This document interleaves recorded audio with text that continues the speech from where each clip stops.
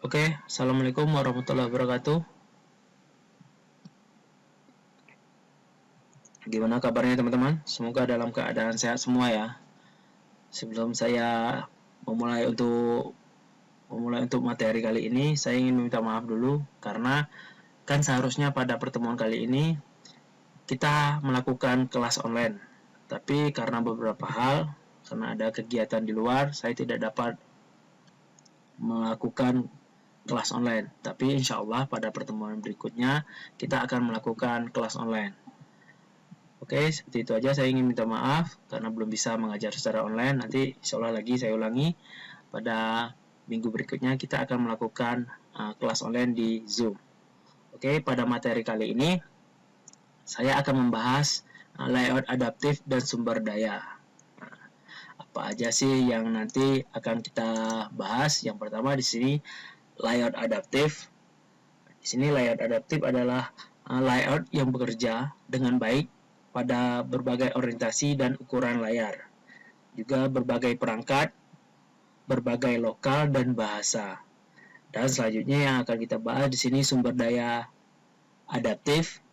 Kita akan mempelajari cara membuat layout adaptif dengan mengekstrak dan mengelompokkan sumber daya, terus menyediakan sumber dayanya juga. Terus kita juga akan membahas yang namanya sumber daya alternatif. Nah, di sini sebagian besar aplikasi menyediakan sumber daya alternatif untuk mendukung konfigurasi perangkat tertentu. Di mana kita kan sudah belajar Android Studio pada semester 6 dan semester 7. Pasti teman-teman sudah paham yang namanya folder value. Di dalam folder value itu ada namanya menu color XML, terus dimen, XML string, XML dan style. Nah, ini adalah sumber daya alternatif. Seperti itu. Terus selanjutnya kita akan mempelajari sumber daya default. Nah, di sini kita akan menerapkan desain dan material default untuk aplikasi kita. Nah, oke. Di sini apa sih yang dimaksud dengan layout adaptif? Nah, layout adaptif yang sudah saya jelaskan pada slide yang nomor 3 tadi, layout adaptif yang bekerja dengan baik pada berbagai orientasi dan ukuran layar, atau berbagai perangkat, atau juga bisa berbagai lokal dan bahasa, serta bisa juga berbagai versi Android yang kita gunakan. Nah, di sini seperti gambar di sini kan, di sini ada layout adaptif bisa menyesuaikan ukurannya sendiri dengan perangkat Android kita. Seperti itu. Di sini kan ada ukuran di sini sepertinya ukuran 7 cm, 7 mili, 7 cm ya. Terus di sini sebagai ukuran tablet yang dua ini, atau ukuran berapa nih, saya kurang paham nih, ukuran 7 atau 8 ya, dan ini yang besar ini agak ukuran seperti ukuran tablet. Nah, layoutnya seperti adaptif, jadi berbagai ukuran smartphone kita bisa menggunakan layout adaptif ini. Nah, di sini selanjutnya layout adaptif dan sumber daya. Nah, tadi pada slide yang tadi sudah saya jelaskan, layout adaptif adalah bekerja dengan baik pada berbagai orientasi ukuran layar. Ketika kita menggunakan layout adaptif, kita akan mengekstrak dan mengelompokkan sumber dayanya. Nah, seperti di sini. Jadi, layout adaptif ini layout menyesuaikan dengan konfigurasi. Yang pertama di sini ukuran layarnya, terus orientasinya, maksudnya ukuran layar ini berbagai jenis ukuran layar, di mana kita bisa menggunakan ukuran layar dari 5 cm, bahkan untuk versi tabletnya 10 cm kita bisa menggunakan layar adaptif. Terus orientasi perangkat, maksudnya orientasi perangkat ini kita bisa membuat orientasi perangkat seperti perangkat yang standar kan potret, terus kita juga bisa membuat orientasinya menjadi orientasi layarnya menjadi landscape. Terus untuk lokal, nah di sini lokal ini kita juga bisa menggunakan bahasa yang kita gunakan pada aplikasi kita. Nah, kita kan biasanya menggunakan bahasa Inggris ataupun bahasa Indonesia. Jadi kita juga bisa menambahkan bahasa yang ingin kita gunakan seperti bahasa Arab ataupun bahasa Cina, ataupun Thailand, ataupun Korea. Yang nggak ada di sini bahasa kalbu ataupun bahasa cinta. Oke, dan di sini layar adaptif ini versi Android yang terpasang. Jadi semua versi Android yang kita gunakan bisa menggunakan layar adaptif ini. Terus selanjutnya menyediakan sumber daya alternatif. Nah, di sini seperti string dan dilokalkan. Nah, maksudnya lokal ini penggunaan bahasa. Kita bisa menggunakan atau merubah bahasa yang tadinya bahasa Indonesia menjadi bahasa Inggris. Nah, di dalam folder string ini kita bisa, atau di dalam menu string maksudnya. Di dalam menu string ini kita bisa mengubah bahasa Indonesia menjadi bahasa Inggris. Nah, seperti itu. Terus selanjutnya menggunakan layout yang fleksibel, grid layout. Nah, nanti pada grid layout ini kita juga seperti ini. Nah, ini adalah namanya grid layout. Jadi anak-anak ini, tampilan ini adalah grid layout. Jadi dari satu sisi ke kanan, biasanya ini satu grid, nanti di bawahnya ada juga seperti ini semua. Nah, itu adalah bentuk grid layout. Oke, selanjutnya di sini folder sumber daya dari aplikasi kecil. Nah, di sini kita masukkan sumber daya ke dalam folder REST project kita. Biasanya kan folder REST ini menyimpan berbagai folder kan, seperti folder drawable, layout, bitmap, ataupun value. Di dalam drawable ini kita bisa menyimpan gambar, PNG, ataupun GIF. Terus di layout ini kan kita biasanya ketika kita membuat aplikasi sederhana seperti Hello World, itu kan biasanya di sini hanya terdapat main activity. Jadi di dalam layout ini kita bisa menambahkan menu lain. Di sini kan ada contohnya list item info XML. Jadi kita bisa menambahkan project yang kita inginkan. Nah, terus di map kita bisa menambahkan ikonnya juga. Terus di value ini ada string, biasanya ada color, ada demand. Nah, kita bisa memasukkan sumber daya ke dalam folder REST ini. Nah, nanti pada prakteknya teman-teman akan membuat menu baru yang namanya integer kalau nggak salah, saya lupa. Nanti pada prakteknya videonya sudah saya buatkan, nanti teman-teman dapat mempraktekannya seperti itu. Oke, jadi kita bisa memasukkan nilai value-nya di dalam folder REST ini. Oke, kalau gitu saya lanjutkan. Nah, direktori sumber daya bersama.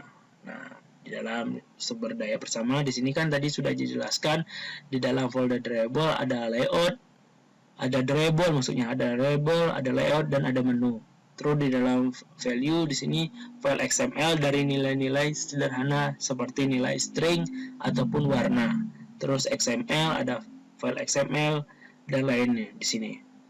Nah, kita bisa menggunakan atau membuat folder sendiri untuk sumber daya ini semua. Oke, saya lanjutkan dulu. Nah, di sini sumber daya alternatif. Nah, sebagian besar aplikasi menyediakan sumber daya alternatif untuk mendukung konfigurasi perangkat tertentu. Apa sih? Selanjutnya di sini apa sih yang dimaksud dengan sumber daya alternatif? Nah, di sini kan ada konfigurasi perangkat berbeda, mungkin membutuhkan sumber daya yang berbeda pula. Nah, maksudnya di sini aplikasi yang kita buat, kita harus menyertakan sumber daya dapat digambar alternatif. Nah, jadi kita masukkan sumber daya alternatif ini untuk kepadatan layar kita. Jadi kita membuat sumber daya string di sini, sumber daya string untuk bahasa yang kita gunakan. Jadi kita bisa menggunakan string ini untuk bahasa ketika kita ingin membuat bahasa Indonesia menjadi bahasa Inggris. Terus nanti pada waktu proses Android akan mendeteksi, biasanya kan akan mendeteksi konfigurasi perangkat dan sumber daya yang sesuai untuk aplikasi kita. Biasanya kita untuk resolusi gambar, demand layoutnya seperti itu. Nah, di sini membuat folder sumber daya alternatif. Nah, kita juga bisa membuat folder khusus seperti gambar ini kan. Nah, di sini ada 3 activity. Yang pertama kan activity main ini activity yang sudah disediakan oleh Android Studio ketika kita membuat project. Dan di mana ketika kita ingin membuat activity baru, kita bisa membuat activity. Di sini kan ada landscape dan long. Maksudnya di sini kita bisa membuat activity yang lain ketika kita ingin menambahkan activity yang kita butuhkan untuk aplikasi kita. Nah, kita gunakan folder alternatif untuk sumber daya bagi konfigurasi perangkat yang berbeda. Nah, seperti itu. Nanti di dalam layout ini banyak jenisnya activity ataupun menu-menu lainnya. Oke. Nah, di sini orientasi layar. Nah, orientasi layar yang tepat sangatlah penting bagi kita menikmati konten ponsel biasanya kan dengan nyaman. Misalnya layar potret bisa kita gunakan untuk membaca berita ataupun buku. Terus sementara untuk layar landscape biasanya kita gunakan untuk membuat atau menonton YouTube biasanya kan dengan keadaan layar yang besar kita putarkan menjadi landscape. Nah, kita bisa menambahkannya di dalam folder res, layout, port untuk layar khusus potret. Terus kita bisa menambahkan res layout landscape untuk layout yang khusus landscape. Nah, pada prakteknya kita kan sudah membuat aplikasi namanya Material Me. Nah, pada prakteknya pada praktek minggu ini kita akan membuat yang namanya layar potret dan layar landscape. Nah, nanti pada prakteknya teman-teman akan mempraktekkan di dalam folder res ini. Nah, jadi di sini hindari dimensi hardcode untuk mengurangi kebutuhan layar khusus. Di sini maksudnya agar letak tetap fleksibel, kita bisa menyesuaikan sebagian besar komponen tampilan ukuran hardcode kita. Nah, di sini kita menggunakan biasanya untuk height-nya, layout head-nya biasanya kita menggunakan match parent, dan untuk height-nya kita buat wrap content. Nah, jadi untuk apanya? Untuk height dan weight-nya kita bisa menggunakan wrap ataupun match parent. Jadi teman-teman dapat mempraktikannya. Oke, selanjutnya, nah di sini layar adaptif sederhana. Nah, di sini grid layout. Nah, in value integer XML. Di dalam XML ini kita akan menginputkan integer ini. Grid column count 1 integer. Nah, maksudnya ini adalah kolom potret. Kolom potret yang hanya tampilannya hanya satu-satu. Jadi kita juga bisa mengubahnya. Basketball ini bisa bersandingan dengan bowling dengan mengubah nilainya, variabelnya di sini. Kita bisa membuatnya 2. Nanti bowling ini akan bersamping dengan basketball. Terus kita juga akan menambahkan value integer lagi. Ini khusus untuk landscape. Nah, kolomnya 2. Jadi ketika kita memutarkan layar kita, maka yang tadinya running ini jadi 1, maka akan menjadi 2 tampilannya seperti ini. Jadi akan jadi 2 tampilan seperti ini. Oke. Nah, sumber daya default. Nah, di sini kita akan menerapkan desain dan material default untuk aplikasi kita. Misalnya, saat aplikasi kita berjalan di dalam lokal yang tidak ada disediakan teks lokalnya, khusus untuk memuat string lokal ini bahasa ya, maksudnya bahasa. Kita bisa membuat di dalam folder string itu membuat bahasa Indonesia ataupun bahasa Inggris yang sudah saya jelaskan pada awal PPT ini. Selanjutnya di sini sumber daya default. Nah, di sini ada beberapa poin selalu menyediakan sumber daya default. Yang pertama di sini contohnya nama directory tanpa qualifier. Terus di sini ada folder res, layout, res, terus value, res, terus drivable. Android kembali pada sumber daya default ketika tidak terdapat konfigurasi sumber daya tertentu yang cocok. Nah, di sini pernah nggak teman-teman merasa kodenya sudah benar pas dijalankan di emulator berjalan, tapi tiba-tiba aplikasi di emulatornya berhenti. Nah, ini adalah ini salah satu penyebab aplikasi kita tidak bisa berjalan, tapi tidak keluar errornya. Nah, kita ketika aplikasinya berjalan, maka qualifier ini akan mencoba mencocokkan di default standarnya. Terus di sini kita sumber daya default. Terus selalu menyediakan sumber daya default. Di sini nama directory tanpa qualifier. Di dalam ini ada folder rest, terus layout rest, terus ada value rest dan variable. Nah, Android kembali pada sumber daya default ketika tidak terdapat konfigurasi sumber daya tertentu yang tidak cocok. Nah, seperti itu. Nanti pada prakteknya teman-teman akan mempraktekkan apa yang kita bahas tentang teorinya sini. Sebenarnya untuk pertemuan kali ini tidak terlalu sulit. Kita hanya menambahkan fungsi di main activity. Terus nanti kita akan menambahkan menu baru yang namanya menu integer. Nah, seperti ini saya jelaskan lagi.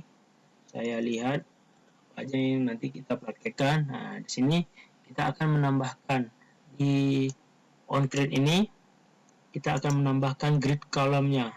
Nah, integer, grid column, resort, integer kita panggil fungsinya integer grid column ini. Terus di sini di folder aplikasi kita buka folder rest, terus di dalam value, terus ada integer. Nah, kita akan mengelompokkan di dalam integer ini. Yang pertama kan ada integer pertama untuk grid column ini untuk portrait, kita tampilannya hanya satu-satu tampilan. Terus kalau untuk integer landscape, di sini saya buat 3. Teman-teman bisa mengeditnya menjadi 2, terus bisa menjadi 1 ataupun menjadi 4. Ini sesuai ukuran layar smartphone kita. Jadi ketika kita menggunakan grid layout ini, tampilan grid layout ini akan menyesuaikan bentuk atau ukuran smartphone yang kita gunakan.